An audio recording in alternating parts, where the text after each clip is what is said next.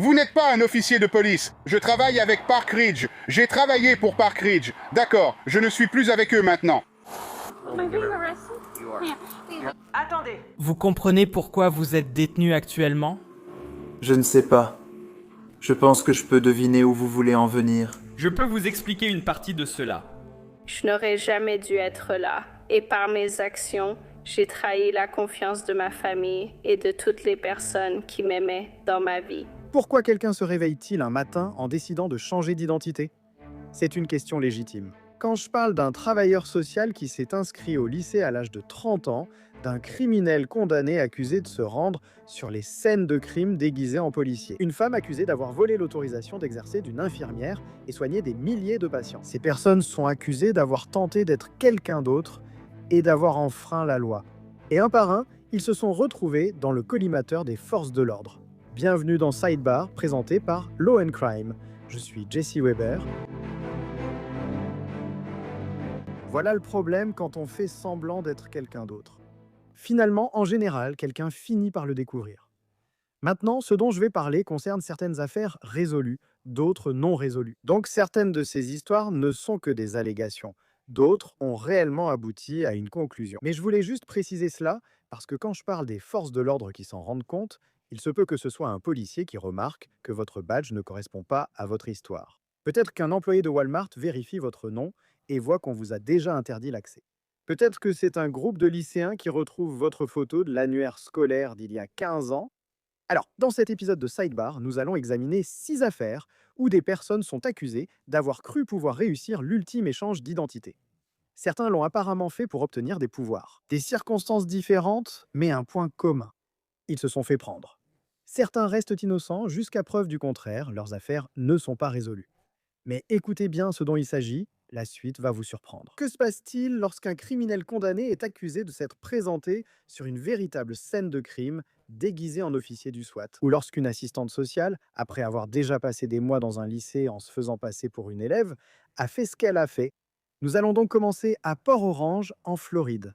C'est là qu'une femme de Floride est allée beaucoup trop loin dans une dispute pour une place de parking chez Walmart. Sa décision de sortir un badge de police qui ne lui appartenait pas a conduit à son arrestation. Et tout cela parce que quelqu'un s'est garé apparemment là où il ne fallait pas. Une femme de 41 ans nommée Alexis Rosati avait rédigé ce qu'elle appelait une contravention. En fait, ce n'était qu'un mot laissé sur un papier, déposé sur un véhicule garé à une place que Walmart avait mise gracieusement à la disposition des forces de l'ordre. Donc lorsque le conducteur est revenu et a vu le mot, il l'a interpellé et a commencé à filmer. Il n'y a pas de loi. Non, il n'y en a pas. Montrez-moi la loi. Y a-t-il une loi? Vous êtes l'agent de police. Pourquoi ne le cherchez-vous pas? Pourquoi ne le cherchez-vous pas? Vous devriez déjà le savoir. Dites-moi de quelle loi il s'agit. Dites-moi quelle est la loi. Est-il précisé que la voiture sera remorquée? Vous n'êtes pas un policier. Non, vous ne l'êtes pas. Pas avec des dents comme ça. Pas avec des dents comme ça.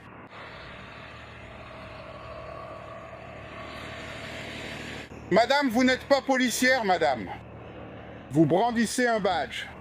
Il y a écrit Bellevue dessus.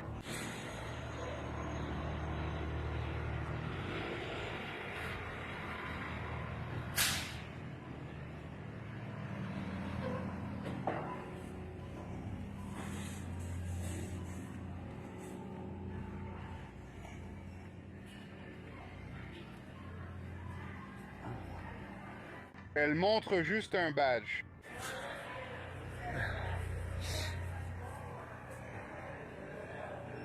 Excusez-moi. Excusez-moi, madame.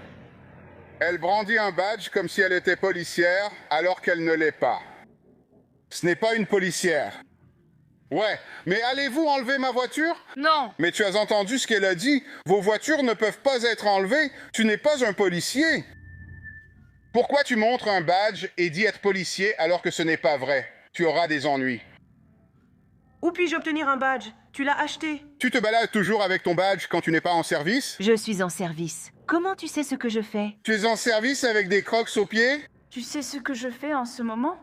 Je me fiche de ce que tu fais. Peu importe ce que tu fais, tu as enfreint une règle. Ce n'est pas une règle. Il y a une différence entre les règles et les lois, mec. C'est une règle. Tu n'as pas eu d'amende. Tu ne peux pas me donner une amende. Donne-moi une amende. Je vais rester. Je serai juste ici. S'il te plaît, donne-moi une amende. Je te le demande, s'il te plaît. Agression sur un agent? Personne ne m'a vu l'agresser.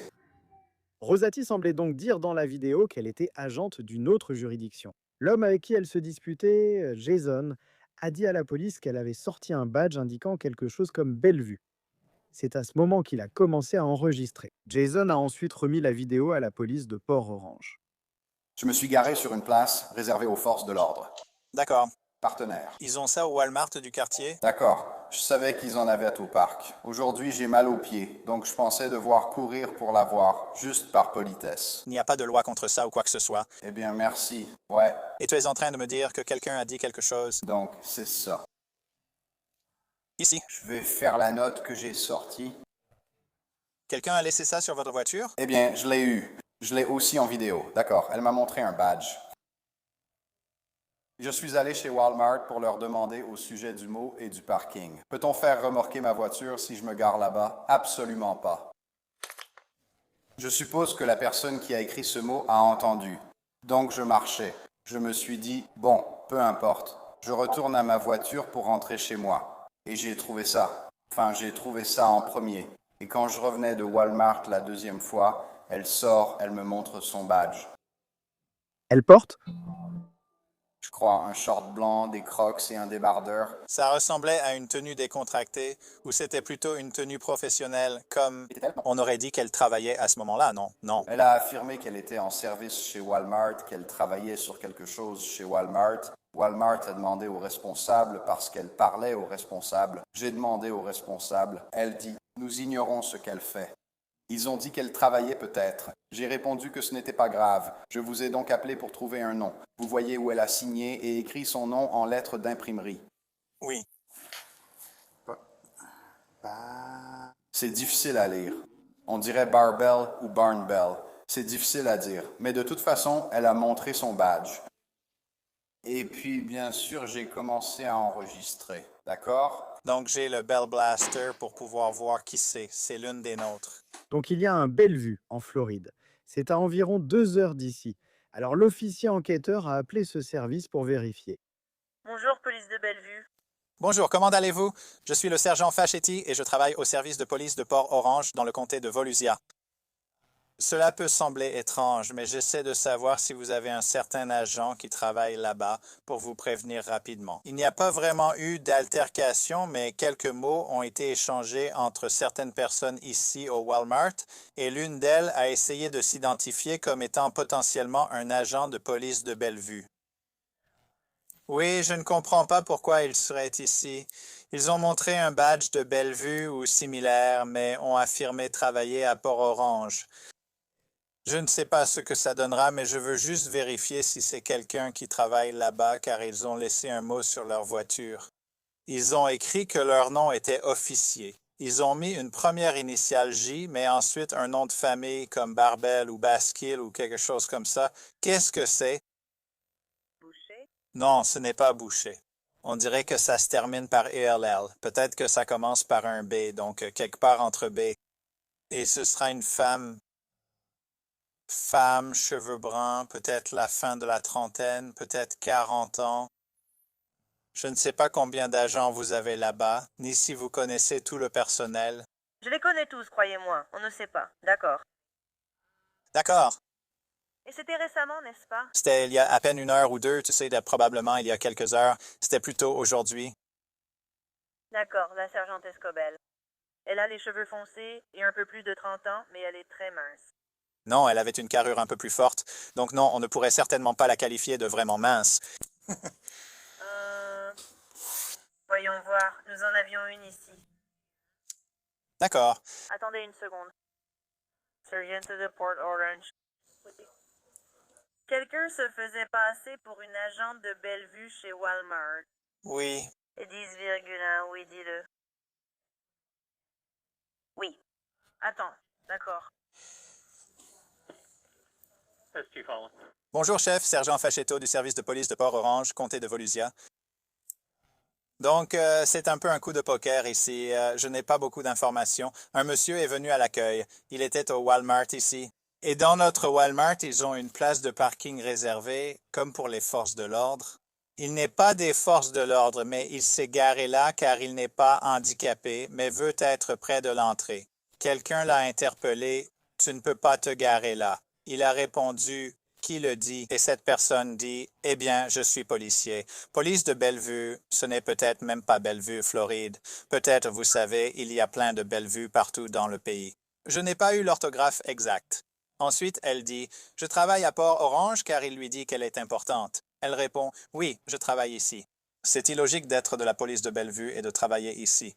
Finalement, elle a juste laissé un mot sur sa voiture disant que la police de Port-Orange était informée. Et elle signe en tant qu'officier, première initiale G, mais ensuite, genre barbell ou basketball, on ne peut pas vraiment lire le nom de famille, mais ça ressemble clairement à un B et ça finit par ELL. Je n'ai aucune femme correspondant à ça. D'accord, oui. Il l'a en fait enregistré. Donc, je veux dire, si tu n'en as pas, il n'y a probablement aucune raison de regarder les vidéos ou quoi que ce soit. Mais elle, en la regardant, elle ne me donne pas l'impression d'être une policière. Elle semblait peut-être souffrir de troubles mentaux et prétendre être une idole. Je pensais aussi à cette possibilité. Je voulais vérifier avec vous avant de regarder ailleurs. Peut-être même quelqu'un qui se fait passer pour l'officier. Mais je veux dire, j'ai une policière bien identifiée ici. Oui, d'accord. Donc ça ne peut certainement pas être ici. Ouais, d'accord, ça marche. Eh bien, je vous remercie d'avoir pris quelques minutes pour me parler, je voulais juste m'assurer. Ouais, très bien, ça marche, très bien, merci. Bonne journée, oui. La police de Bellevue ignorait qui elle était. Alors l'agent a aussi visionné la vidéo de surveillance du magasin. Et il semblait que Rosati s'approchait d'un employé de Walmart, le même que l'on voit dans la vidéo de Jason. Et cet employé a ensuite dit à la police que Rosati s'était présentée comme une agente et avait brandi un objet métallique qui aurait pu être un badge. Maintenant, c'est là que ça devient étrange. Un autre agent avait été envoyé au domicile de Rosati ce même jour pour une toute autre raison. Vous voyez, la police cherchait à savoir si Rosati, qui était la personne en charge de son oncle, James Barkell, faisait peut-être mauvais usage de son argent. Barkell aurait connu un déclin mental. Donc l'agent n'avait aucune idée de cette histoire chez Walmart. Non, ne vous inquiétez pas. Je n'étais pas très inquiet. Vous êtes Alexis? Oui, c'est moi. Tu veux rentrer à l'intérieur pour parler? Tu veux qu'on parle ici? Oui. On va parler ici. Mon père, Jamison. C'est au sujet de l'incident chez Walmart.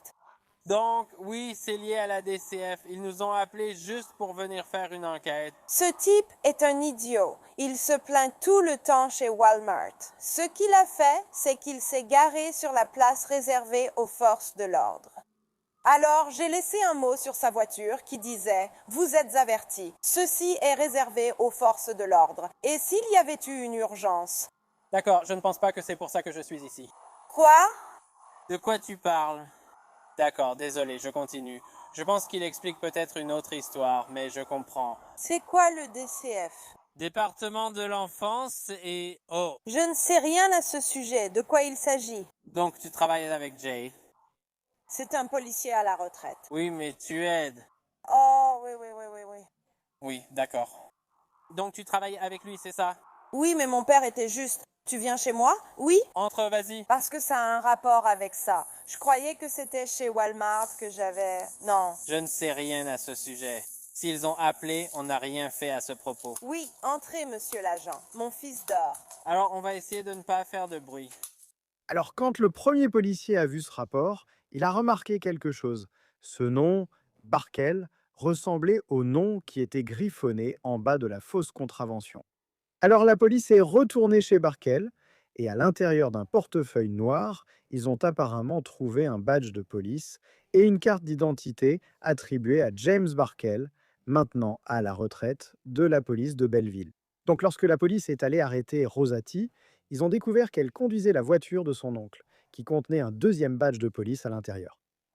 Les agents ont confisqué les deux badges. Et selon la police, en raison de la mauvaise santé de Barkell, il était peu probable qu'il sache qu'elle les avait ou qu'elle les utilisait pour se faire passer pour un agent.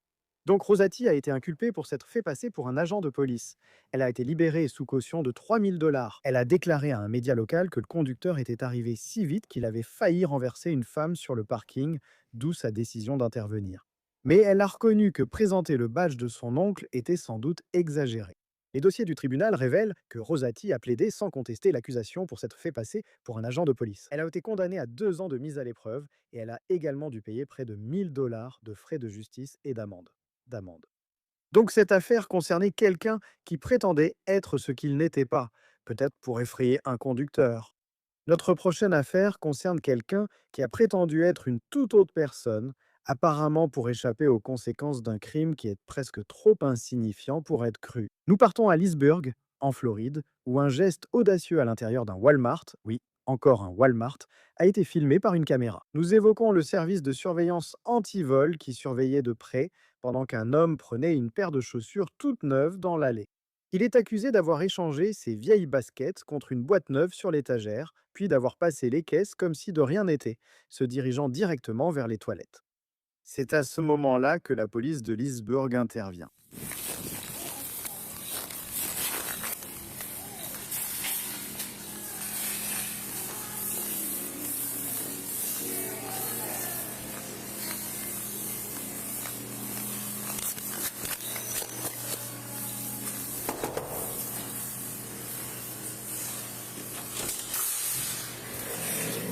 Il est encore ici dans la chambre avec nous. Il est encore dans la salle de bain? Tu as une vidéo? Je regarde vite fait. Merci, au revoir. Tu as dit que ses chaussures ont été volées? Oui. Il vient pour moi. C'est un gars noir qui porte un t-shirt noir et j'ai une image. Donc il était juste ici, je le regardais sur la balançoire. Quelqu'un était dans un de vos chariots, alors je les ai amenés là-bas. Donc tu vois, il porte des tongs, n'est-ce pas? C'est à l'intérieur, tu sais. L'autre gars est-il avec lui? Je sais, l'autre gars est dans le magasin.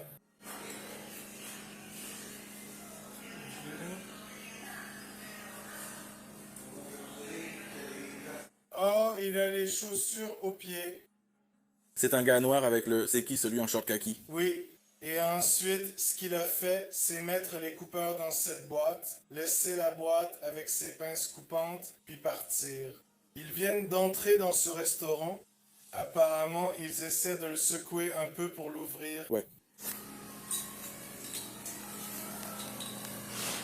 Les agents approchent de la salle de bain et entrent en contact avec le suspect. Quoi de neuf, mec? Comment tu vas? Allez. Qu'est-ce qui se passe? Qu'est-ce qui se passe? Attends, qu'est-ce qui se passe? Qu'est-ce qui se passe? Qu'est-ce qui se passe? Qu'est-ce qui se passe? Qu'est-ce qui se passe? J'ai seulement mon téléphone sur moi. Qu'est-ce qui se passe? D'accord. Oh, attends. Je vais tout expliquer, ne t'inquiète pas. Qu'est-ce qui se passe? Attends.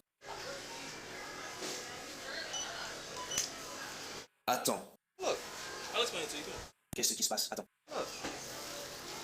Attends. Quoi de neuf? Vous pouvez m'expliquer un truc? On va t'expliquer, d'accord? Détends-toi. Tout ce que j'ai fait, c'est aller chier. Tout ce que j'ai fait, c'est aller aux toilettes. Qu'est-ce qui se passe? D'accord.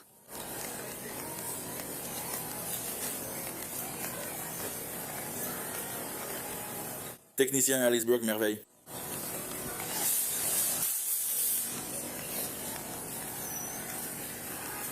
Qu'est-ce qui se passe, mec? J'y suis arrivé.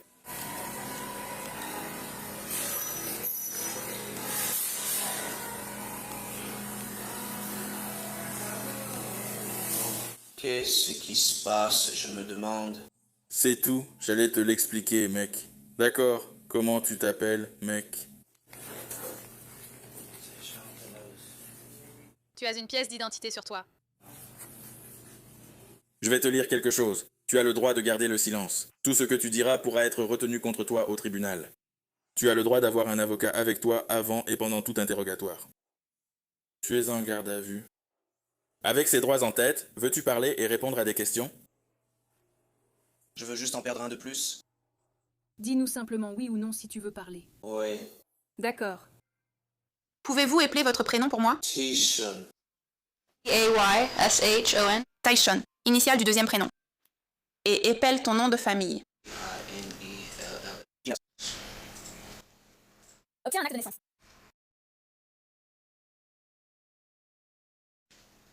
D'accord. Je vais commencer par A. Puis-je passer un coup de fil? Un instant.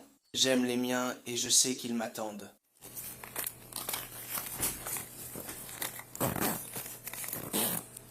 D'accord, donc ce n'est pas une chaîne? Non, ce n'est pas Reggie, tu as raison. Tu sais où tu es, n'est-ce pas? Oui, mais ce n'est pas le cas ici, peu importe ce que c'était. Maintenant, la police escorte le soi-disant bandit des toilettes jusqu'au bureau de sécurité pour l'interroger. Je prends Sean, puis je prends Juan. Je prends Sean, puis il prend Juan. Il a 23 ans. Et quand as-tu dit que c'était ton anniversaire?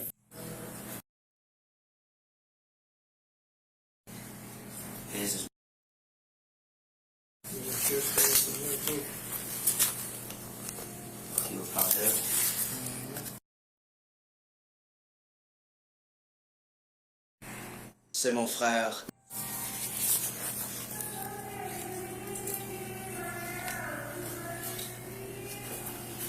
Détecteur de tatouage.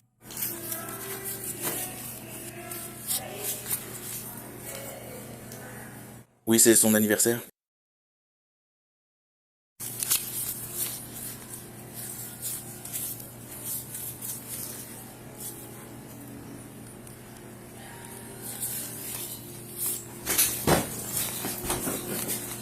Jimmy tattoos. This was TP on the backside.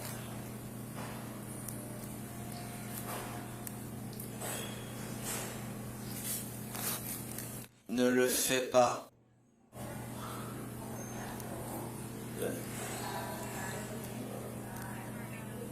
Go back again.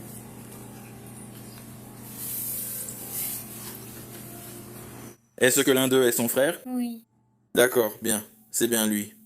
c'est son frère. C'est le frère? Oui. Tu vois? Qu'est-ce que tu veux dire? Tu vois? C'est mon frère. Ce n'est pas la bonne personne. Je n'ai pas le droit de faire ça en ce moment. Nous demandons parce qu'on n'a pas le droit de faire ça. Tu as du tennis, tu devrais y aller.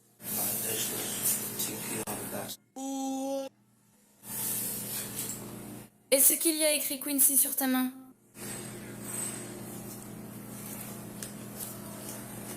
Taxmer. Incroyable, mec. Je viens de faire la maison du téléphone sur la table. Pas maintenant.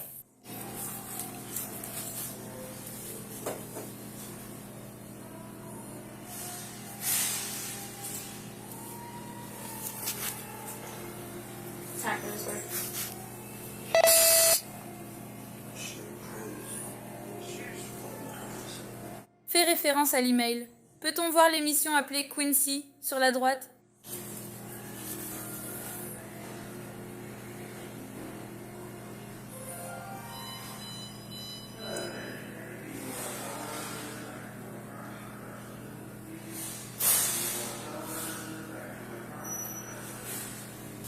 Qu'est-ce qu'on fait? Ouais.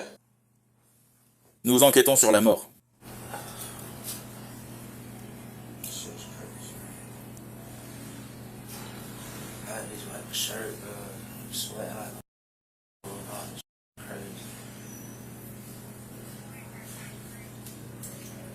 Good.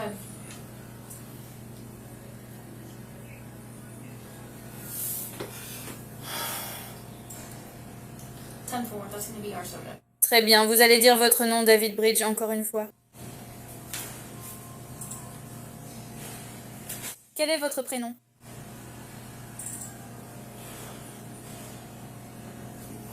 Alors, dites-moi votre prénom. D'accord, donc vous nous donnez un faux nom, et ça marche.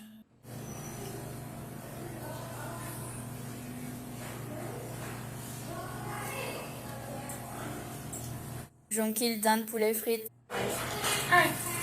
Vous avez dit qu'il entrait ici sans autorisation? Intrusion et je crois aussi obstruction. Vous. Donc, je ne l'étais pas. Cette intrusion n'a pas eu lieu pendant des années de vie à enfreindre la loi. Je ne l'étais pas. Tu ne peux pas. J'ai signé le papier là-haut. Alors comment ça devient faux? Non, on va...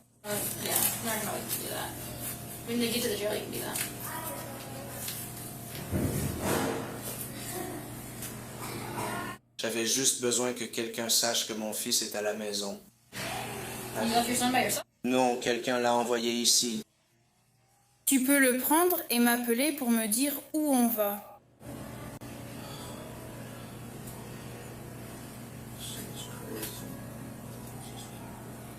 Donc quelque chose, ce n'est simplement pas un travail.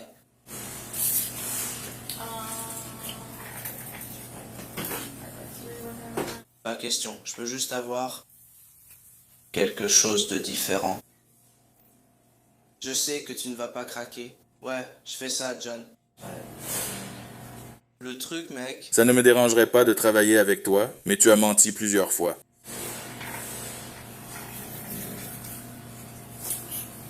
S'il te plaît, mec, je sais que je vais faire autre chose.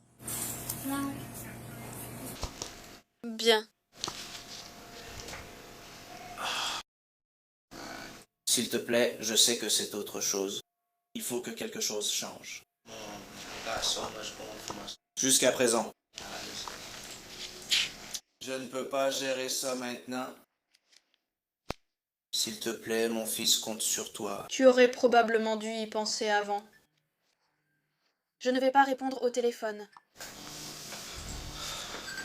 S'il te plaît, réponds au téléphone, mec. S'il te plaît, demande le téléphone. Peux-tu répondre au téléphone, s'il te plaît?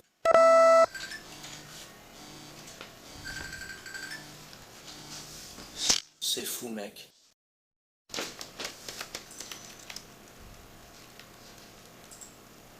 Je vais te montrer ce que c'est.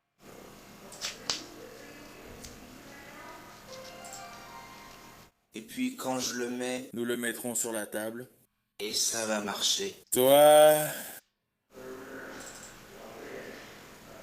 Donc je dois passer devant le juge. Ouais, donc... Tu sais, la vie ne finit jamais quand je suis au sommet. Je ne sais pas ce que c'est. Tu veux aller au 53 avec lui et je peux m'occuper de ça? Ou il peut, s'il te plaît, lui faire savoir quelque chose. Oui. Tu peux enlever tes chaussures. Aime quelque chose, il y a quelque chose là-dedans. Juste une fois, mec, je ne sais pas. S'il te plaît. S'il te plaît, lève-toi.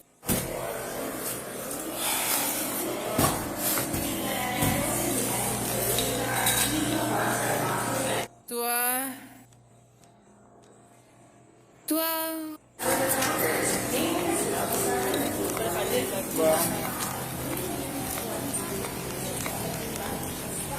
C'est ta copine, juste là.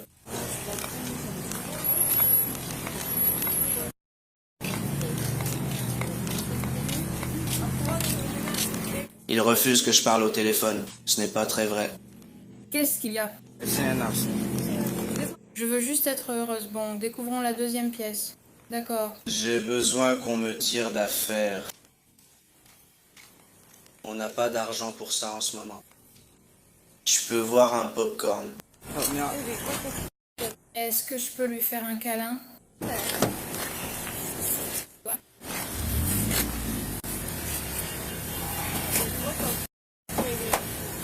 Donc, l'homme a dit aux agents qu'il s'appelait Tayshon Pinellas. Il leur a donné une date de naissance. Il a dit qu'il n'avait pas de pièce d'identité. Et l'agent a gentiment recueilli ses coordonnées pour que sa femme puisse le faire sortir sous caution. Mais lorsque l'agent de sécurité du magasin a recherché ce nom, quelque chose ne correspondait pas. La photo enregistrée pour Tayshon Pinellas ne lui ressemblait pas. Le central a vérifié les tatouages, confirmant les soupçons des agents. L'homme n'était pas Tayshon. Il s'appelait Taquan Sharif Pinellis, 23 ans, et Taquan avait un problème. Il avait déjà été accusé d'intrusion dans ce Walmart auparavant. Lorsqu'on lui a posé la question, il aurait déclaré qu'il ne savait pas que l'interdiction d'accès était toujours en vigueur. Et pour ce qui est des chaussures, il a dit qu'il n'avait pas l'intention de les voler. Il aurait apparemment affirmé qu'il devait simplement aller aux toilettes avant de payer. Mais lorsque les agents lui ont demandé son portefeuille, de l'argent liquide ou une carte bancaire, il aurait déclaré ne rien avoir sur lui. Il avait seulement une cigarette électronique et un téléphone portable. Les chaussures valaient 49,99 $.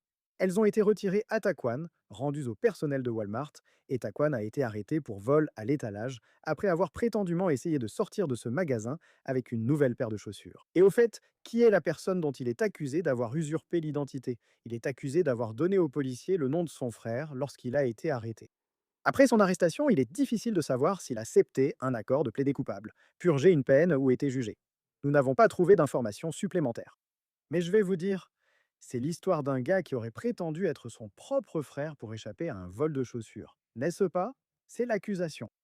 Mais que se passe-t-il lorsque la personne accusée de se faire passer pour quelqu'un d'autre est en fait un ancien flic et que la personne pour laquelle elle se ferait passer est toujours un flic? Un ancien flic dans l'Illinois s'est fait arrêter pour une immatriculation expirée. Simple contrôle routier? Non.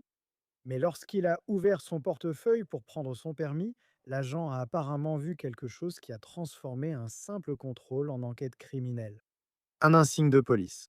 Cela s'est passé en février 2025 à Arlington Heights, dans l'Illinois.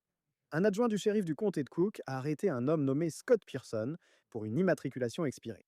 Pearson semblait coopératif. Il avait dit avoir renouvelé ses plaques, mais il y avait eu une erreur d'orthographe sur la plaque. Comment ça va? Police de l'église. Tu te rends compte que tout tourne?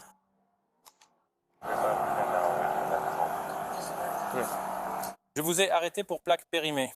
Oui, je les ai renouvelés, et ensuite ils ont mal orthographié la plaque. Ce n'est pas volé parce que l'immatriculation n'était pas associée à la bonne plaque. Je suis ensuite allé la renouveler, mais ils ont dit que je devais refaire le test d'émission. Donc, tu viens de Park Ridge? Park Ridge. Park Ridge. Oui. Donne-moi une seconde, d'accord? L'agent est retourné à sa voiture pour vérifier les infos de Pearson. À son retour, il a remarqué quelque chose dans le portefeuille de Pearson. Tu as une pièce d'identité? Je n'en ai pas sur moi. Non, je travaille avec Park Ridge. Pour Park Ridge. Non. Je ne suis plus avec eux. D'accord. Alors, y a-t-il une raison pour laquelle tu portes ça alors? C'est juste celui que j'ai toujours eu, je ne... Ok, merci Logan. Lève-le. Tu peux prendre l'insigne si tu veux.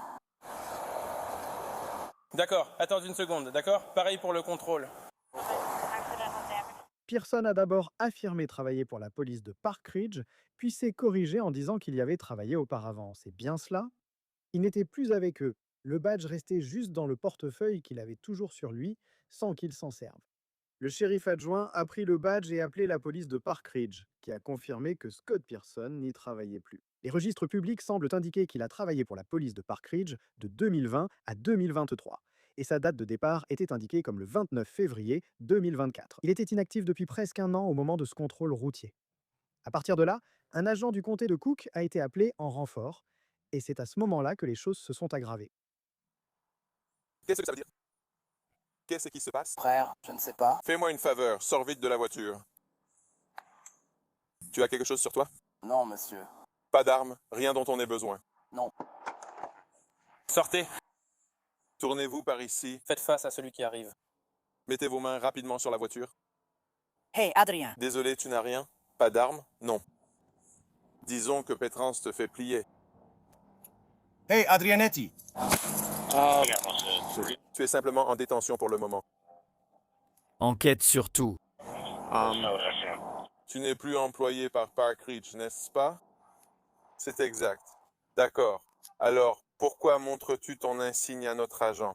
Je n'ai rien montré, j'ai juste ouvert mon portefeuille, tu sais. Mais quand tu as été renvoyé d'un service de police ou autre, tu n'as pas le droit d'avoir sur toi la moindre pièce d'identité de police. Pas de badge, non, rien, absolument rien. Parce que là, tu te fais passer pour un policier alors que tu n'es plus policier. Ouais, je n'ai pas dit avoir été attaqué. Tu as toujours ton badge, non?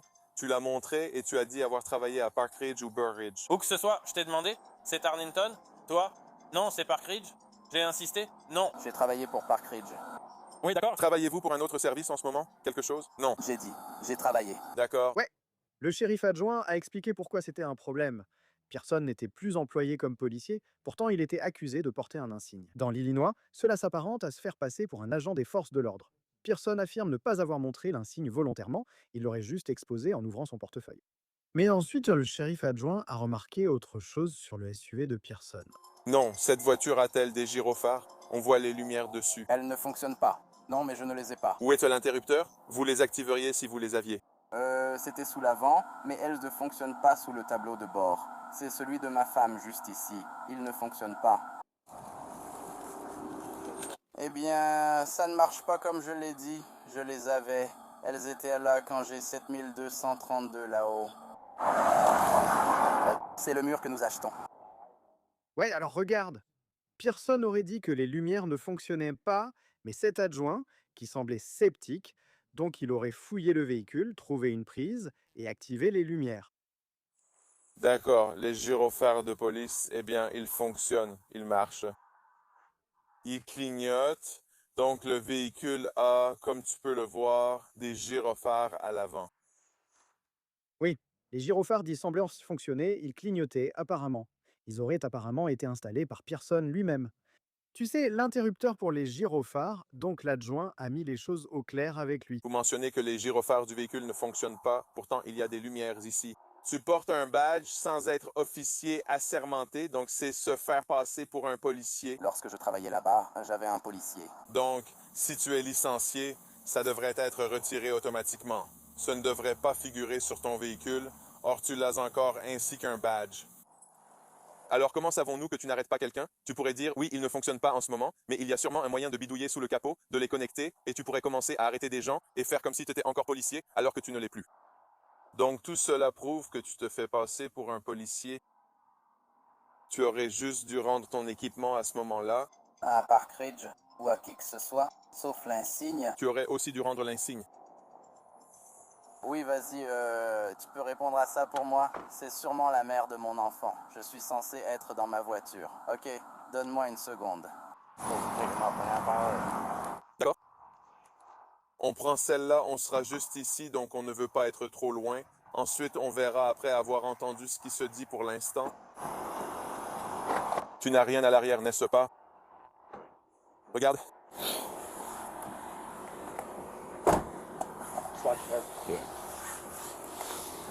J'ai compris. Tourne ton pied. Tu dois tourner ton pied d'une manière ou d'une autre. Ouais. Tourne ton corps. Voilà, laisse-moi prendre cette ceinture de sécurité. Comme je n'ai jamais été cette personne, ce gars-là était en fait l'un des partenaires de retraite pour l'un des gars. Ce soir... Je comprends, mais tu comprends notre point de vue, non? Si je suis un policier en ce moment et que je me fais renvoyer et que je porte un insigne sur moi et que j'ouvre mon portefeuille et j'ai un insigne là-dedans et j'ai un véhicule qui a encore des gyrophares de police dessus, c'est louche. À mon avis, je dirais, tu sais quoi, je suis renvoyé, je vais devoir rendre cet insigne, le leur rendre et je vais enlever ces gyrophares de ce véhicule. D'accord. Eh bien, nous allons... En discuter. Quelle est la raison de la restriction déjà, pour l'instant? Pearson a été arrêté pour s'être fait passer pour un policier et a reçu plusieurs contraventions pour infraction routière pendant la procédure d'écrou. L'un des adjoints a apparemment répondu à son téléphone quand il a sonné et il semblait que c'était la mère de son enfant qui appelait en disant bonjour. Bonjour. Ici l'officier Perea du département de police du shérif du comté de Cook. Je ne sais pas qui est, c'est la personne que vous appelez. Je pense... D'accord. Il est actuellement détenu. Il est arrêté pour s'être fait passer pour un policier.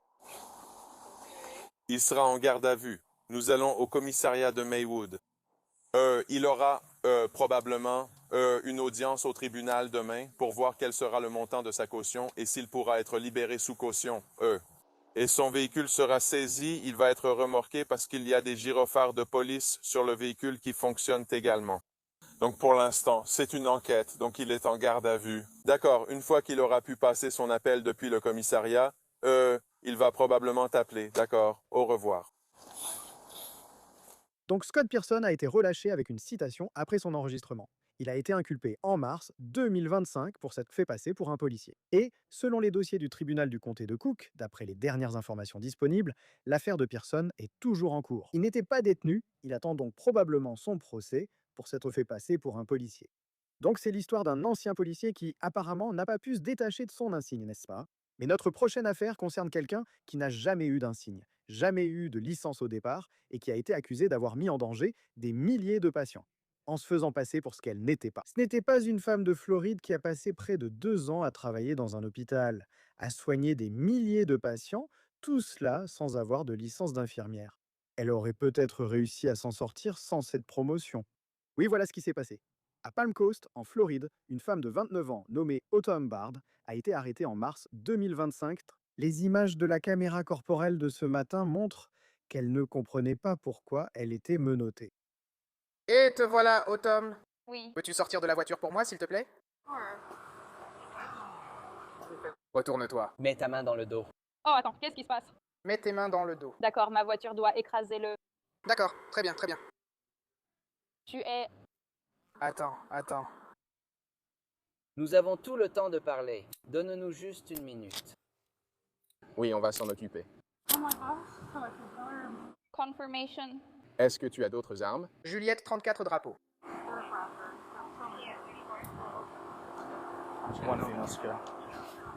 Laisse-moi te dire qu'un mandat d'arrêt pour crime a été délivré contre toi. La caution? Une caution a été fixée, d'accord, ce qui est bien. C'est, je crois, le montant de la caution est, je crois, de 70 000. D'accord, donc tu peux sortir sous caution. Pourquoi Tu sais de quoi il s'agit? Pas vraiment. J'ai eu une histoire avec le département de la santé, mais j'ai mon permis. Je pensais que c'était réglé car il était valide et actif. D'accord, donc ça vient bien de ça. On a été contacté, pas moi directement, mais certains. Un gars du ministère de la Santé et des Services sociaux vous a contacté il y a quelques mois. Oui, et j'avais un avocat et je n'ai rien entendu depuis. D'accord, donc l'avocat l'a contacté et a dit que vous êtes actuellement représenté et tout le reste. Oui. J'aimerais avoir une conversation avec vous, mais si vous êtes représenté par un avocat et que cette personne veut être présente. Pour tout cela, j'ai bien sûr des limites sur ce que cette conversation peut aborder. Ouais. Il s'agit d'une fraude médicale. Je peux retrouver les détails, je ne m'en souviens pas précisément, mais cela concerne le domaine médical. Tu as 7 chefs d'accusation de vol d'identité et 7 chefs d'accusation d'exercice sans autorisation. Et tout cela découle de tout ce qui concerne le département de la santé, l'administration de la santé et tout ce genre de choses. Vous êtes déjà informés. Nous avons déjà fait des déclarations à d'autres enquêteurs. C'est juste notre première rencontre. D'accord, identité, donc non. Moi. J'ai été avec les autres gars à chaque fois qu'ils faisaient leur enquête, mais je n'ai pas été face à face avec vous. Alors, je peux juste le faire sur mon téléphone, au moins? Oui? Eh ben non, t'inquiète pas, on va te laisser faire tout ça. Maintenant, nous, on ne peut pas juste t'enlever les menottes, parce que, je veux dire, tu dis que tu ne vas pas te battre, mais tu sais, tu as vu la télé, tu regardes les films, donc... Tu vois, j'ai jamais rien fait de mal. Je ne dis pas que tu l'as fait, d'accord, mais on ne veut pas que ça dégénère à un point où on serait obligé de le faire. Parce qu'on ne peut pas t'enlever les menottes. Mais ce qu'on peut faire, c'est faire venir la personne qui s'occupe de ton enfant. Et si tu veux lui expliquer ce qui se passe, tu peux tout à fait le faire, je veux dire. Ou si tu préfères qu'on lui explique... Est-ce que je peux l'appeler? Est-ce que c'est possible? Est-ce que vous pouvez juste m'enlever les menottes pour que je puisse l'appeler au téléphone, au moins? Oui, ça va. D'accord, non, on va prendre ton téléphone et le mettre sur haut-parleur pour toi. Oui, on va prendre ton téléphone et le mettre sur haut-parleur. Non, le point, c'est que je ne dis pas que tu vas faire quelque chose, mais si on t'enlève les menottes, ça te donne cette possibilité, tu comprends? Ce n'est pas la peine. Et tu peux aller dans les appels récents, et puis... Oui.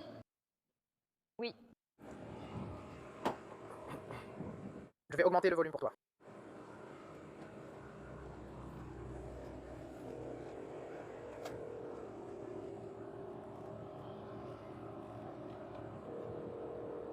On dirait que ta porte d'entrée est ouverte. Oui, il marchait. Oui, s'il te plaît. Tu veux entrer une seconde pour échapper à la chaleur? Oui. Je veux dire, il y a quelqu'un d'autre dans la maison? D'accord, tu peux voir. Est-ce que quelqu'un d'autre est à l'intérieur de la maison? Juste mon chien, mais il me tire. Pouvez-vous juste l'enlever? Je ne ferai rien. Impossible de l'enlever actuellement. D'accord, allez, viens. Je veux dire... Comme je l'ai dit, juste... Déplace juste ma voiture dans l'allée. Le shérif du comté de Flagler, Rick Staley, a tenu une conférence de presse après l'arrestation, qualifiant l'affaire d'un des cas de fraude médicale les plus troublants vus par son bureau. Nous pensons qu'il y avait plus de 4400 patients qu'elle était d'une manière ou d'une autre impliqués dans les soins à Advent Health Palm Coast, qui est notre nouvel hôpital dans le comté de Flagler. Alors, comment cela s'est-il produit? Eh bien, selon le bureau du shérif, Bardessa a obtenu son diplôme à l'université Rest-Muson en mars 2022. Advent Health l'avait embauchée en juillet 2023 en tant que technicienne en soins infirmiers avancés. C'est un poste exercé sous la supervision d'une infirmière diplômée d'État. Sur sa candidature, elle a indiqué qu'elle était infirmière diplômée en formation, ce qui signifie qu'elle avait terminé l'école d'infirmière, mais n'avait pas encore réussi l'examen national de licence. Ainsi, les enquêteurs affirment que, pendant ce processus d'embauche, elle a ensuite déclaré avoir réussi cet examen et a fourni un numéro de licence qui appartenait en réalité à une autre infirmière, une véritable infirmière. Et lorsque l'hôpital est revenu vers elle pour vérifier son statut de licence, Bardessa leur a dit qu'elle devait passer l'examen. Et puis, quelques mois plus tard, elle a dit à un spécialiste des ressources humaines qu'elle avait réussi et obtenu sa licence. Et elle a fourni un numéro de licence qui s'est avéré valide. Encore une fois, elle appartenait à une autre femme prénommée Autumn, à une autre personne appelée Autumn. Bardessa a informé les ressources humaines de son récent mariage et du changement de nom, expliquant que c'est la raison du décalage sur la licence. La responsable RH lui a demandé de déposer son certificat de mariage dans la base de données de l'hôpital. Cela n'est jamais arrivé et apparemment personne n'a donné suite. Selon la documentation d'arrestation, cet oubli a permis à Bardessa de débuter le programme d'intégration des nouveaux infirmiers. Elle a obtenu son diplôme en juin 2024 et a accepté un poste d'infirmière diplômée d'État à Advent Health. Et voici la partie qui est vraiment incroyable. Elle n'a pas été découverte parce qu'elle a obtenu une promotion. Début janvier 2025, Bardessa s'est vu offrir un poste d'infirmière responsable. Cette promotion a suscité beaucoup d'intérêt parmi ses collègues, parce qu'une infirmière non identifiée a vérifié le statut de sa licence et a découvert que la seule licence qu'Autumn Bardessa possédait était une certification d'aide-soignante expirée. Cela a poussé Advent Health à ouvrir une enquête. Ils ont alors demandé à Bardessa ce certificat de mariage, cette licence de mariage qu'elle n'a jamais fournie. Le shérif Staley a présenté les chefs d'accusation en conférence de presse. Ils l'ont licencié. 2 mois plus tard, ils nous ont informés de l'incident, ce qui a déclenché une enquête de 7 mois. Et la raison pour laquelle cela a pris 7 mois, c'est qu'il faut se rappeler que nous essayons de respecter les lois HIPAA. Nous devons donc avoir des victimes sans savoir qui elles sont. Et nous devons également travailler avec l'hôpital pour obtenir les noms des victimes. Et donc, cela nécessite des assignations et une enquête, et cela prend du temps. Maintenant, avec plus de 4400 victimes, si vous voulez. Dans ce cas, nous avons travaillé avec le bureau du procureur de l'État du 7e circuit judiciaire, qui est R.J. Larizza, pour déterminer comment. On ne peut pas vraiment retenir 4400 chefs d'accusation. Je suppose qu'on pourrait le faire, mais cela va considérablement ralentir le système de justice pénale. Donc, la période pendant laquelle elle a été employée en tant qu'infirmière diplômée, du moins c'est ce qu'ils pensaient, a duré 7 mois. Ils ont donc retenu une accusation pour chaque mois où elle a travaillé à l'hôpital en tant qu'infirmière prétendument pleinement diplômée et autorisée. C'est pourquoi il y a 7 chefs d'accusation, 7 chefs pour exercice illégal de la médecine, en gros, et 7 chefs pour usurpation d'identité. Vous allez à l'hôpital et vous faites confiance au personnel en pensant qu'il est dûment habilité et prêt à vous servir, quel que soit votre besoin médical. Donc vous devez avoir confiance dans le système. Et je pense que dans ce cas, cela a montré qu'il y avait certaines failles, au moins dans le suivi et dans un processus d'embauche censé être très fiable. Quand vous dites « je viens de me marier », c'est pour ça que mon nom de famille est différent. Et ils lui ont demandé de fournir des preuves, mais il n'y a pas eu de suivi. Donc je pense qu'il y a eu des erreurs dans le processus d'embauche. Mais vous pouvez voir ça avec Advent Health. Parce que nous ne regardons que l'affaire criminelle et ce qui l'a précédé, ce qui l'a causé. À notre connaissance, il n'y a eu aucune blessure grave ni décès lié à cet incident. Et vous savez, elle a dû bien faire son travail, même si elle n'était pas autorisée à exercer, parce qu'ils envisageaient une promotion au poste d'infirmière-chef, ce qui a déclenché la révision de son dossier et, finalement, la façon dont elle s'est fait attraper. Donc Bardisa faisait initialement face à 7 chefs d'accusation pour exercice de la profession de santé sans licence et 7 chefs d'accusation pour utilisation frauduleuse d'informations d'identification personnelle. Donc 14 chefs d'accusation au total. Mais les dossiers du tribunal montrent qu'en août 2025, les procureurs n'ont donné suite à aucune action pour 12 de ces chefs d'accusation.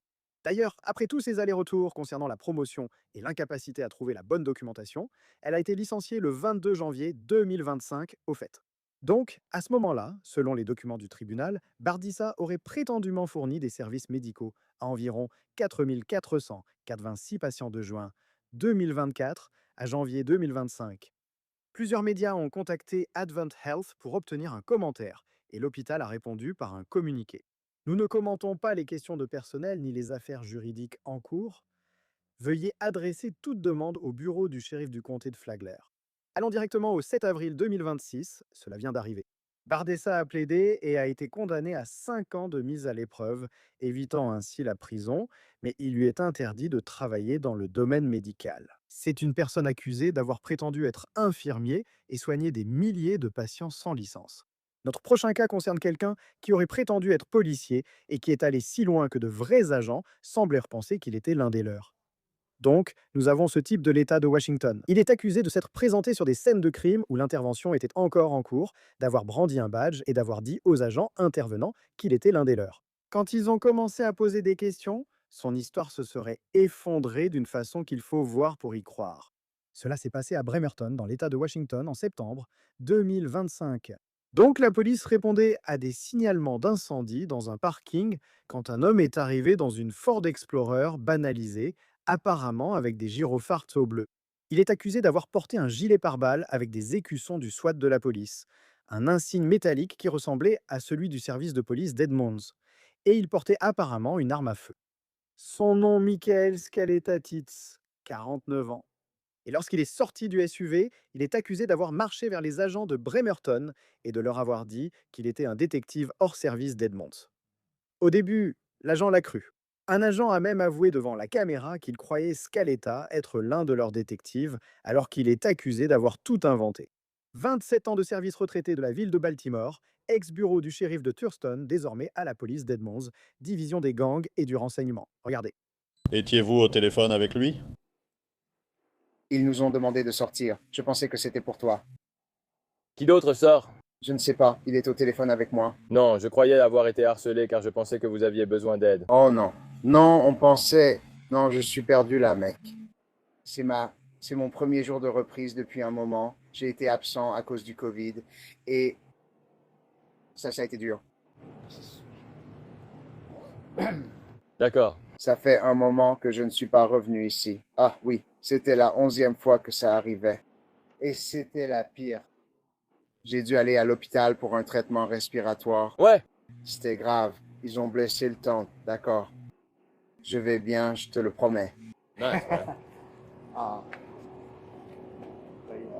Voilà, ouais.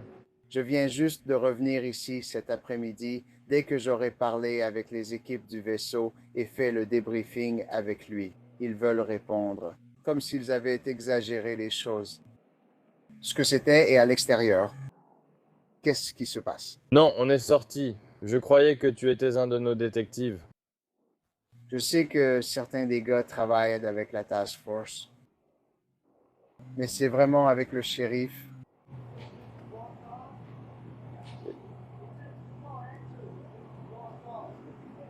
Qu'est-ce que tu dis? Oui, essaye par là alors. Fais au mieux. Oui, ça grandit, d'accord. Oui, je m'occupe principalement des informations sur la libération conditionnelle. Avec sur une zone à le service de conception, les détectives là-bas. Je connais plus de ces gars-là que de gens ici. D'accord. Très bien, ouais. C'est ça. Mon gars. Depuis combien de temps t'es là? Depuis combien de temps tu es là? Eh bien, j'ai pris ma retraite de la ville de Baltimore à 27 ans. Je suis venu ici.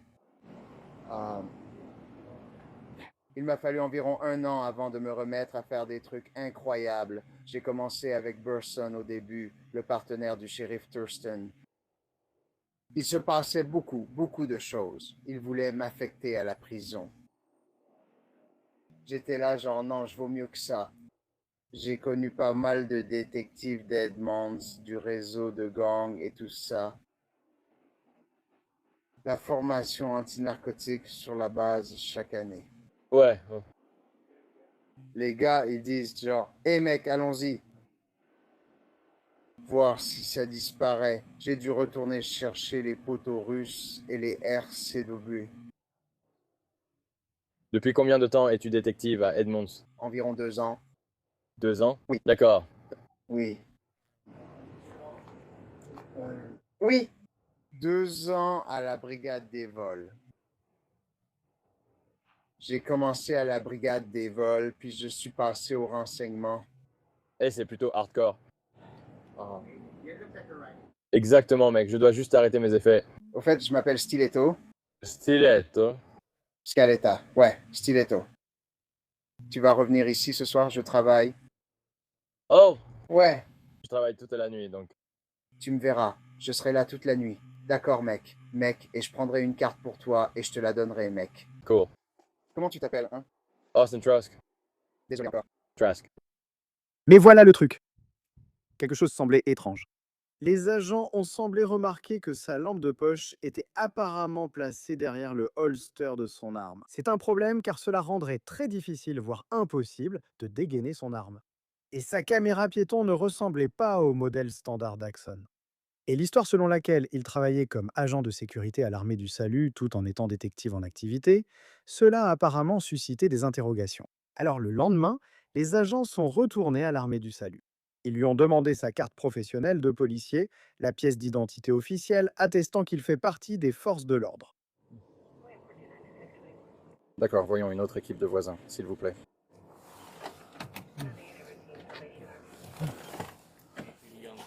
Il assure votre sécurité? Oui. Ce type-là. Je reviens tout de suite. Ça va aller? Ça va. Tu veux revenir ici? Oui.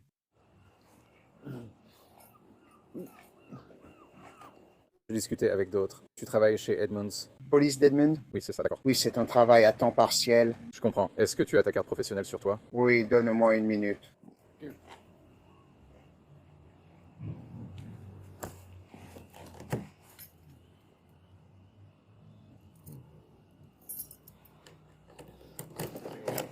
Non.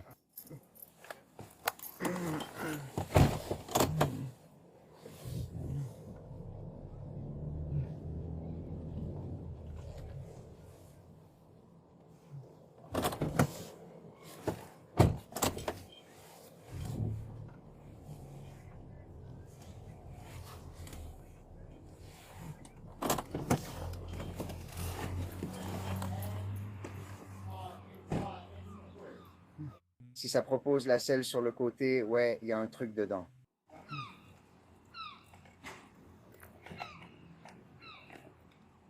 Non, je ne l'ai pas trouvé. Pardon? Non, il va. C'est dans mon autre sac. Oh. D'accord, il est en train de le prendre. D'accord. Depuis quand travaillez-vous à l'armée du salut? Pardon? Depuis quand travaillez-vous hors service pour l'armée du salut? Je viens ici presque toutes les 2 semaines. 1 semaine sur 2? Oui, et puis je travaille aussi au KRM. D'accord. Et quel est votre nom complet? Mezi Scaletta. Nezi Scaletta. Votre prénom est Mezi. Nezi, c'est exact. Scaletta. T-A-L-E-T-T-A. D'accord. Quelle est l'initiale de votre deuxième prénom? Anthony.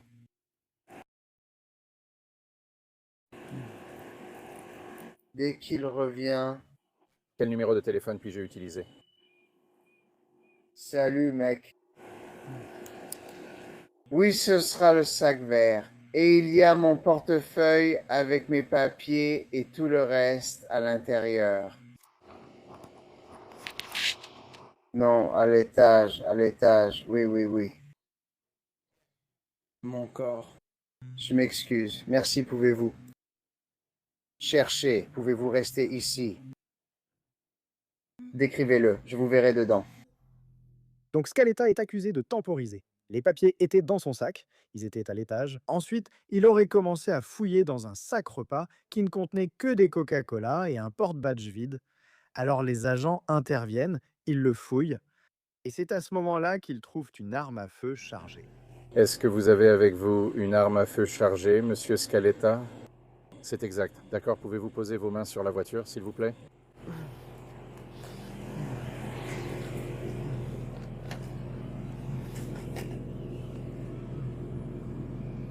Je ne connais pas le système de rétention de cet étui. Gardez vos mains là-bas. On peut éviter de faire ça devant tout le monde, je veux dire... Sérieusement, ouais. D'accord, oui, je suis presque sûr.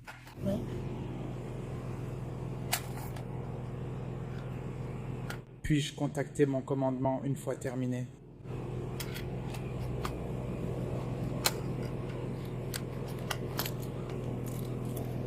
Armes à feu baissées, monsieur. Non, monsieur. Je vais le faire. Donc vous n'êtes pas arrêté actuellement? Oui, monsieur. Wow.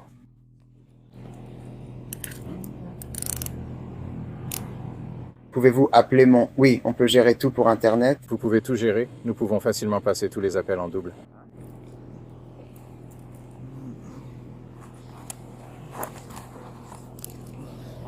Et donc, c'est justificatif? Avec quelle agence dites-vous que vous travaillez? Edmonds. Avec Edmunds. Edmonds. Tu comprends que je suis simplement retenu? Je comprends tout le processus. Oui, je comprends. D'accord. Oui. S'il vous plaît. Monsieur Scaletta, vous avez le droit de garder le silence. Anthony dit que tout ce que vous direz pourra être utilisé contre vous devant un tribunal. Vous avez le droit de consulter un avocat et de l'avoir présent avec vous pendant que vous êtes interrogé. Maintenant, si vous n'avez pas les moyens d'engager un avocat vous sera commis d'office pour vous représenter avant tout interrogatoire si vous le souhaitez. Vous pouvez décider à tout moment d'exercer ses droits, de ne pas répondre à des questions ou de ne faire aucune déclaration. Est-ce que vous comprenez? Ils ne me font pas face, s'il vous plaît. Vous êtes juste là. Nous essayons de terminer.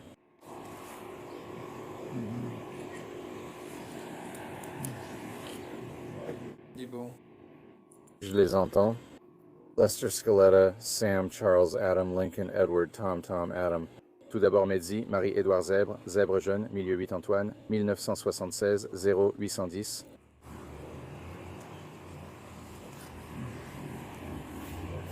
Qu'est-ce que c'était? Medzia, Scaletta, ce qu'il m'a donné.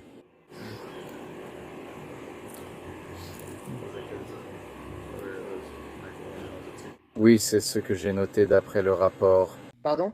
Qu'as-tu dit à quelqu'un d'autre? Medzi Scaletta. Est-ce que ça te dérange si je vérifie ton écran? Absolument. Il a pris mes identifiants et tout le reste là-bas.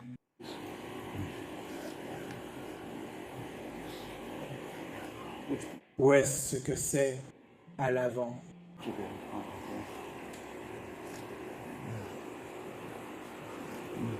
En fait, est-ce que c'est par... Hey. Là où sont les radios, c'est ton autre... Ouais, c'est là. Désolé. Elle s'appelle Michael. D'accord, deuxième nom Scaletta, tiré de Pete, même date de naissance. Il revient avec un dossier de permis de conduire de la SAE. Personne ne conduit comme lui. Quand ils ont vérifié ces informations, voici ce qui serait ressorti. Scaletta était un criminel condamné. En 2016, il avait purgé une peine pour une fausse alerte à la bombe considérée comme un crime en Caroline du Nord. Il n'avait même pas de permis de conduire valide. Et quand ils ont appelé la police d'Edmonds, ils auraient dit qu'ils n'y travaillaient même pas. Cette affaire était d'autant plus inquiétante, comme je viens de l'expliquer, car Scaletta n'était pas seulement accusé de porter le costume.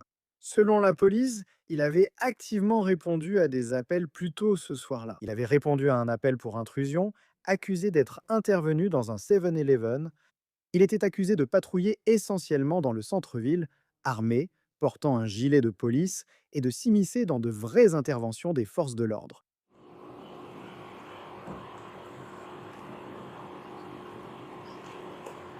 Ouais, photo of your badge here too.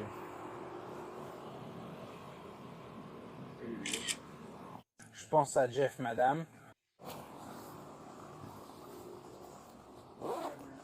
Tu lui as déjà lu ses droits? Oui, je lui ai lu ses droits. D'accord. Il l'a fait, il l'a fait. C'est ça, prends la 12. Quel était ton prénom? Metzi, Netzi, Metzi. Je suis Trevor. Alors, tu comprends pourquoi tu es détenu en ce moment ou pas? Je ne sais pas. Je pense que je peux. Pourquoi tu as grandi là-dessus? D'accord. Est-ce que ça te va si je t'explique certaines choses? Bien sûr. D'accord. Alors, tout d'abord, si tu es un officier de police assermenté dans cet état, tu seras libéré de garde à vue et je te présenterai des excuses officielles. Merci, d'accord? Pas de problème. Très bien. Quelques problèmes subsistent. Je suis actuellement l'un des responsables en ville. Si l'armée du salut engage des agents en uniforme et armés, qui portera badge, armes et gilet pare-balles? Certainement pas dans notre agence. En ce qui me concerne... Laissez-moi finir. Je n'avais pas d'armes sur moi pendant mon service. J'étais en train de partir. Je n'étais plus en service. D'accord. D'accord, c'est simple. Laissez-le s'expliquer. Vas-y. Si vous êtes comme nous, surtout dans les forces de l'ordre, vous comprenez, on voit un gars avec un badge de détective, de police et peut-être un du SWAT. C'est ça. Dans notre juridiction, on ne nous a pas dit que l'armée du salut avait des agents armés. Ce n'est pas vrai. Tu allais peut-être juste de ton travail à ta voiture. Cependant, quand on est tombé sur toi, tu étais en uniforme et armé à ce moment-là. C'est exact. Donc, l'inquiétude, c'est surtout parce qu'on n'a pas été prévenu, tu vois? Je n'opère pas. Je ne fais rien. Je ne travaille pas. Non, j'ai utilisé le problème. C'est le bazar, non? Voilà les problèmes que tu laisses, même en partant. Armée du salut. C'est notre principal foyer de criminalité en ville. Je suis un ancien policier de Baltimore City. 27 ans de service. Je ne suis plus là. Je suis désolé. Eh bien... Je ne pense pas. Je crois qu'on se comprend mal. On se mélange un peu les pinceaux parce que ce que j'essaie de te faire comprendre, c'est que je comprends que tu pars simplement si tu es hors service. Mais si tu sais que c'est la zone avec le taux de criminalité le plus élevé, n'est-ce pas?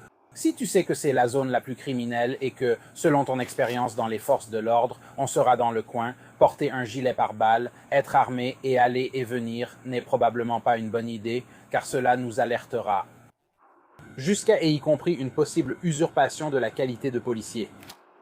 C'est pourquoi tu es retenu. On va tout vérifier. Et si c'était une erreur pour leurs supérieurs et les nôtres, si tout cela est vrai, et on ne l'était pas, et on n'a tout simplement pas été prévenu, ce qui aurait pu régler ça, c'est un email disant « Et, juste pour vous prévenir, il y a un gars, il est des forces de l'ordre, il travaille en dehors de ses heures à l'armée du salut. Vous pourriez le voir aller et venir sur le parking. » C'est ce qu'on dirait. Ça marche. On n'a rien entendu. D'accord. Tu as entendu parler de ça? Non. Tu as entendu parler de ça? On a peut-être appelé Edmunds hier soir. Sharon? On aurait appelé la police d'Edmunds hier soir. Oui. Madame Payroll. Tu peux répéter? Oui. Nous ne sommes pas inscrits. Nous avons appelé Edmunds hier soir. Est-ce que je peux regarder ça? Oui, s'il vous plaît. Et ensuite, je peux... Je peux... Attends, ce n'est pas ma faute. Non, c'est celle avec le Gatorade. C'est une lumière. La batterie XTS de rechange. C'est l'unité de batterie de rechange XTS de Walter. Et même après avoir été confronté, Scaletta semblait continuer à soutenir qu'il était policier. Il aurait dit aux agents de vérifier ses papiers, d'appeler sa hiérarchie, mais quand l'un des superviseurs a exposé les faits ou les faits présumés, la police d'Edmonds a déclaré qu'il n'avait jamais figuré sur leurs effectifs. Leur base de données montrait une condamnation pour crime, et il avait été surpris ou accusé de se présenter sur des scènes actives, armé et en tenue tactique complète. Et c'est à ce moment-là que Scaletta a apparemment enfin invoqué son droit de garder le silence. Il a été incarcéré pour usurpation de qualité au premier degré et pour possession illégale d'une arme à feu au second degré. Et lors de son audience au tribunal en septembre 2025, il a plaidé non coupable. Le juge a fixé sa caution à 50 000 $. Et d'après les derniers dossiers disponibles, son affaire restait en attente sans aucune mise à jour publique concernant un éventuel procès ou un règlement par plaidoyer. Mais quelle affaire, c'est le moins qu'on puisse dire. Passons maintenant à notre dernière affaire. Peut-être la plus étrange de toutes, car la personne qui prétendait être quelqu'un d'autre ne portait ni badge ni uniforme. Elle portait un maillot de basketball de lycée, Shelby Hewitt. Et d'ailleurs, Shelby, au moment où tout cela s'est produit, était une assistante sociale d'une trentaine d'années. Mais pendant des mois, elle menait une double vie tellement étrange que tout le district scolaire s'est demandé « Comment avons-nous pu passer à côté de ça ?» Laissez-moi planter le décor. Nous sommes pendant l'année scolaire 2022-2023. Une nouvelle élève arrive au Jeremiah E. Burke High School à Dorchester, dans le Massachusetts. Je précise que ce lycée s'appelle désormais Albert D. Holland High School. Et l'élève dit qu'elle s'appelle Daniela Herrera. Et c'est une adolescente de 16 ans placée en famille d'accueil. Elle est discrète, a un passé difficile et rejoint l'équipe féminine de basket. Tous pensent qu'elle cherche juste à s'intégrer. Voilà le truc. Daniela était en réalité Shelby Hewitt. Elle n'avait pas 16 ans. Elle avait la trentaine. Et ce n'était pas un cas isolé.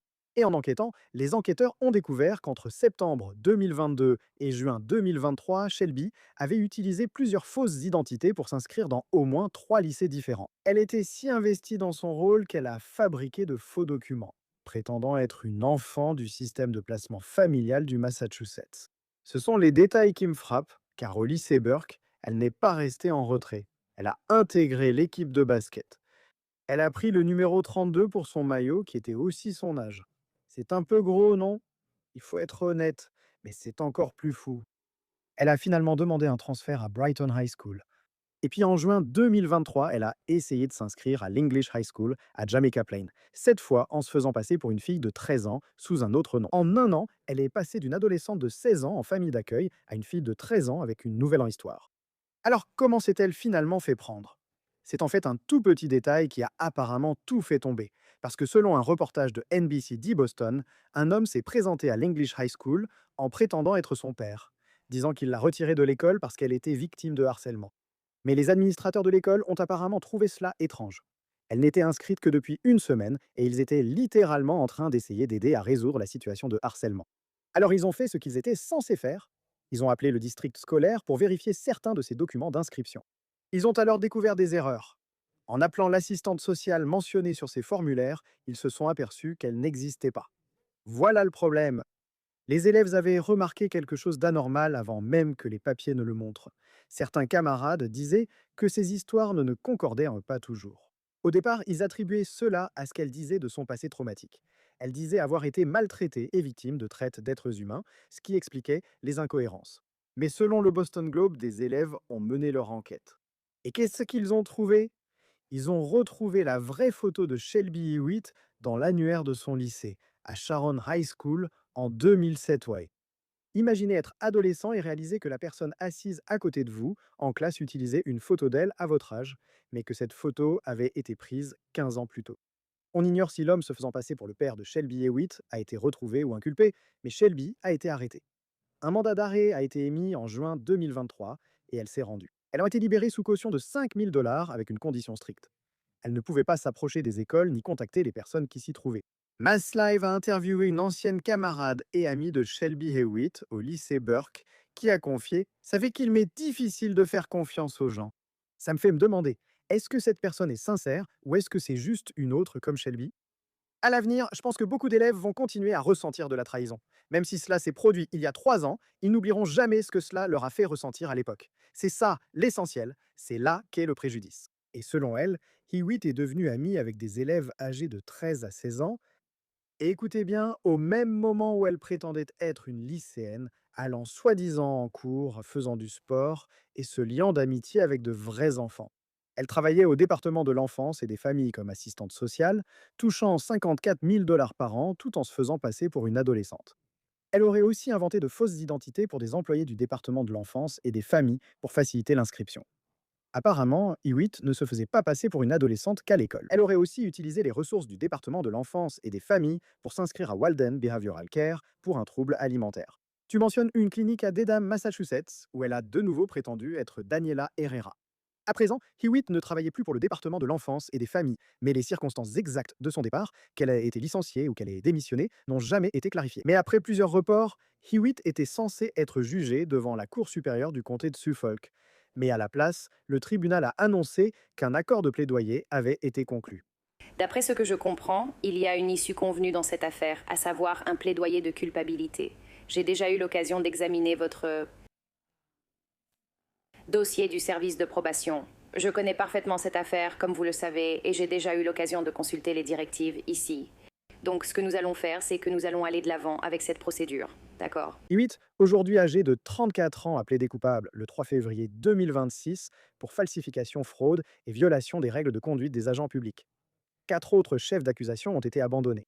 L'avocat de Hewitt a indiqué au tribunal que sa cliente souffrait de problèmes de santé mentale depuis longtemps et avait entamé un traitement. Hewitt en a aussi parlé dans sa déclaration. Merci, votre honneur, de me laisser m'exprimer. Je suis vraiment désolée pour le mal que je sais avoir causé, et je reconnais que mon comportement a perturbé les écoles publiques de Boston et a provoqué de la confusion, de l'inquiétude et probablement de la peur chez les élèves, les familles et le personnel. Je n'aurais jamais dû être là. Et par mes actes, j'ai trahi la confiance de la communauté scolaire, de ma famille et de toutes les personnes qui m'aimaient.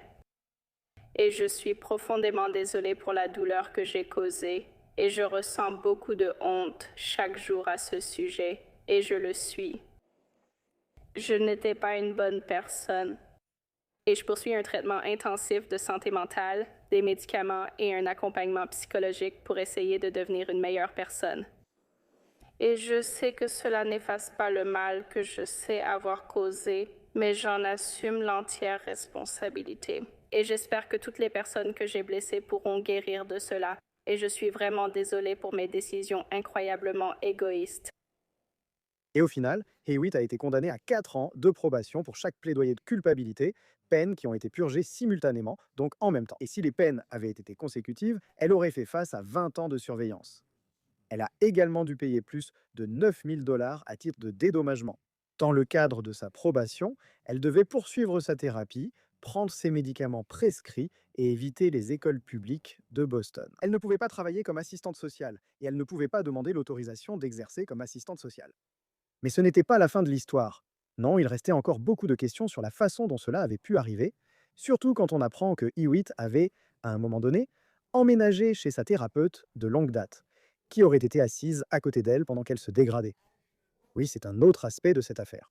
Donc, selon le Boston Globe, Rebecca Burnett, parfois appelée Becky, assistante sociale clinicienne agréée et ancienne superviseure chez Walden Behavioral Care, aurait apparemment fait l'objet de mesures disciplinaires. Burnett a exprimé son choc lorsque les accusations contre Hewitt ont été révélées. Mais beaucoup se sont demandé ce qu'elle savait réellement du véritable passé de Hewitt.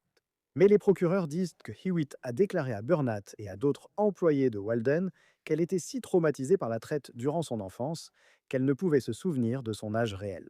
Mais selon le Globe, Hewitt avait déjà été inscrite chez Walden Behavioral Care sous sa vraie identité. Des employés anonymes et d'anciens patients assurent qu'il était impossible que Burnett l'ait oublié. Et pourquoi aurait-elle soi-disant laissé Hewitt emménager chez elle? N'est-ce pas?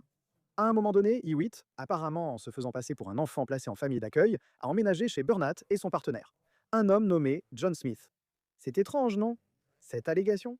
On pourrait évoquer une possible violation éthique, patient et thérapeute vivant ensemble.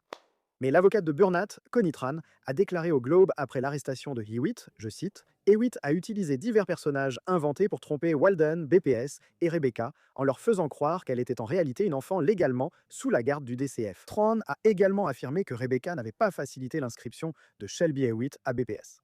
Au contraire, Hewitt a entrepris cette démarche de façon indépendante. Mais les administrateurs scolaires ont répliqué, insistant sur le fait que cela ne tenait tout simplement pas la route. La journaliste Patricia Wen a écrit dans un article du Boston Globe de 2024, je cite, « Ils affirment que Burnett était présente, soit sur Zoom, soit en personne, pour remplir les documents d'inscription. » En août 2022 pour Daniela Herrera, âgée de 16 ans, puis en juin 2023 pour Ellie Blake, âgée de 13 ans, les responsables disent que l'usage par Burnett d'un second prénom, Ellie, à l'école, remet en question sa certitude quant à la véracité du premier, Daniela. Selon le Globe, au moins 6 plaintes ont été déposées contre Burnett auprès du Conseil des travailleurs sociaux de l'État après l'arrestation de Hewitt. Et elle ne travaillait plus pour Walden Behavioral, bien que le Globe ait rapporté que les personnes qu'ils ont contactées à la clinique n'ont pas voulu confirmer si elle avait été licenciée. Son avocat pour son autorisation d'exercer en travail social, Paul Sorel, a déclaré au Boston Globe que les audiences concernant son dossier devraient commencer à l'été 2026. C'est tout ce que nous avons pour vous pour le moment ici sur Sidebar. Tout le monde, merci beaucoup de nous avoir rejoints. Et comme toujours, veuillez vous abonner sur YouTube, Apple Podcasts, Spotify ou partout où vous écoutez vos podcasts. Retrouvez-nous sur Peacock de NBC, suivez-moi sur X et Instagram, ou retrouvez-moi dans mon émission JC Weber Live sur News Nation, du lundi au vendredi à 23h, heure de l'Est. À bientôt!